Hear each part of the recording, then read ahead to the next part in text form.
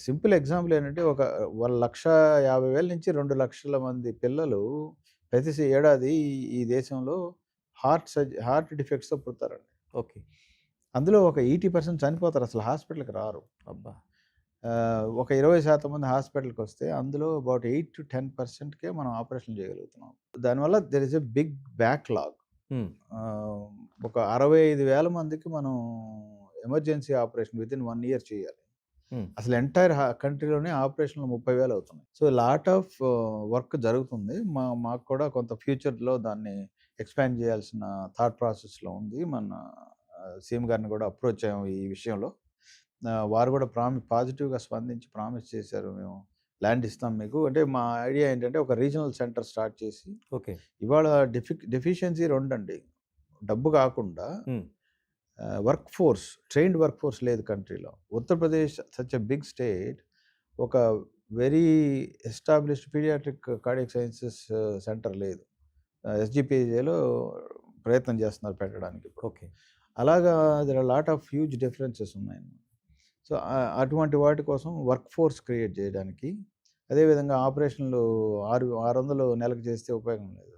We want to make it 2500 per month. Sorry, per year.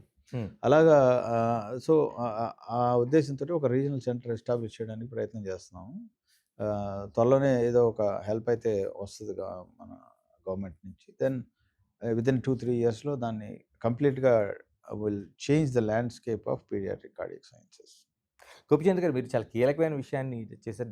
పుడుతున్న పిల్లల్లో దాదాపు 1,50,000-2,00,000 మంది. Yearly అండి ఇది? అవును. ఇయర్లీ. ఇయర్లీ. ఇందులో 80% మంది మామూలుగానే చనిపోతున్నారు. 20% మందికి మాత్రమే మనం చికిత్స అందిస్తున్నాం అంటున్నారు.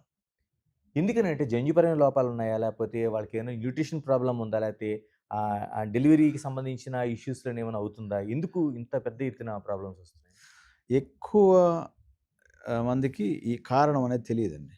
బట్ జనరల్‌గా వచ్చే కారణాలేంటంటే ఫస్ట్ 3 మంత్స్ ప్రెగ్నెన్సీలో రుబెల్లా అని వైరస్ ఉంటుంది. అటువంటి రుబెల్లా వైరస్ సోకిన వాళ్ళకి బిడ్డల్లో కంజెనిటల్ అంటే పుట్టుకతో వచ్చే అబ్నార్మాలిటీస్ ఉండొచ్చు ఒకటి. తర్వాత క్రౌడెడ్ కండిషన్స్ మనకి హైజీన్ గానీ, న్యూట్రిషన్ గానీ క్రౌడెడ్ ప్లేస్‌లో పుట్టే వాళ్ళకి ఆ రకమైన ఇబ్బందులొచ్చే అవకాశం చాలా ఎక్కువుంటది. Because of deficiencies of essential minerals కానీ, హ్మ్. వైటమిన్స్ కానీ, ప్రోటీన్స్ కానీ వాటి వల్ల మదర్‌లో ఉండే ప్రాబ్లమ్స్ ఇవన్నీ. దానివల్ల పిల్లలు పుట్టరు. మనకి ఇంకా ఈ మేనరికాలు చేసుకునే అలవాటు పోలేదు. ఓకే. కొన్ని కొన్ని ఉన్నాయి. ప చాలా చోట్లున్నాయి మన మన కల్చర్. కల్చర్‌లో అది బాగా ఇంటిగ్రేటెడ్. ఇప్పుడు బాగా ఎడ్యుకేట్ అయిన వాళ్ళకి తెలుసు. అదర్‌వైజ్ అదే పరిస్థితిలో ఉంటున్నాం.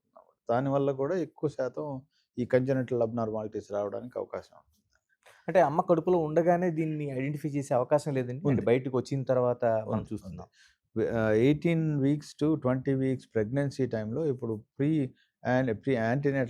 ప్రీనేటల్ చెకప్ అని చేస్తున్నాం. అంటే ఎకోలో బేబీకి 4 గదులున్నాయా? 2 గదులున్నాయా? ఒక గది ఉందా? లేకపోతే మేజర్ రక్తనాళాలు 2 ఉన్నాయా? మేజర్ డిఫెక్ట్స్ ఏవైనా గాని మనం తెలుసుకోవచ్చు ఇప్పుడు.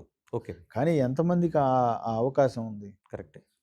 ఇవాళ అవేర్‌నెస్ క్రియేట్ చేయకపోతే బిలో 2 టైర్ టౌన్స్ ఈ అవగాహన లేదు. హ్మ్. అంతెందుకండి ఇవాళ మనం ఆపరేషన్‌లు, హార్ట్ సర్జరీకి బైపాస్‌లు చేస్తున్నాము. One of the largest volume చేసే సెంటర్ మనకి. ఎవ్రీ డే ఇవాళ ఎడ్యుకేటెడ్, అన్‌ఎడ్యుకేటెడ్ అనుకున్న వాళ్ళొచ్చి కూర్చొని, "సార్ మాకసలు ఏమి సింప్టమ్స్ లేవు సార్. ఎందుకొచ్చింది ఇది?" అని అడుగుతారు. మన ఎంతో ఇన్ఫర్మేషన్ మీ మీ ద్వారా మీ మాధ్యమాల ద్వారా పబ్లిక్ డొమైన్‌లో ఉంది. కరెక్టే. ఇది కాకుండా గూగుల్‌లో గాని, లేపోతే చాట్‌జీపీటీలో గాని, ఏఐలో గాని ఐయామ్ టాకింగ్ అబౌట్ ఇది మంచి మంచి అవకాశం ఇది. సాఫ్ట్‌వేర్‌లో హ్మ్. ఈ కుర్రాళ్ళు 25, 24 ఏళ్ల నుంచి జాబ్ చేయడం మొదలుపెట్టేస్తారు. హ్మ్. అవును. వాళ్ళకి మనీ ప్రాబ్లమ్ లేదు. అవును. యాక్సెస్ టు ఫుడ్ గాని, ఆల్కహాల్ గాని, స్మోకింగ్ గాని, లేపోతే డబుల్ షిఫ్ట్ వర్కింగ్ గాని, నైట్స్ గాని, డేట్ గాని వీటన్నిటిలో వాళ్ళు ట్రాప్ అయిపోయి ఒక్కొక్కళ్ళు BMIs are 25, 30 body mass index. ఎందుకంటే వాళ్ళది ఫండమెంటల్లీ సెడెంటరీ జాబ్. ఓకే. అవును. ఎక్కడో ఒక చోట కూర్చొని చేసే జాబ్. దాని ద్వారా ఫోన్‌లో ఫుడ్ ఆర్డర్ చేస్తే వచ్చేస్తది.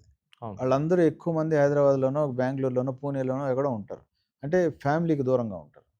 సో, వాళ్ళందరూ ఫుడ్డు వండుకునే అవకాశం లేపోతే స సరైన హెల్తీ ఫుడ్ తినే అవకాశం లేదు. లేదు. నా ఉద్దేశంలో ఇంకో 10 ఇయర్స్‌లో మనం గనక ఇది సొఫిస్టికేటెడ్‌గా, కాంప్రహెన్సివ్‌గా అడ్రెస్ చేయకపోతే public health problem of heart disease చాలా ఎక్కువయ్యే అవకాశం.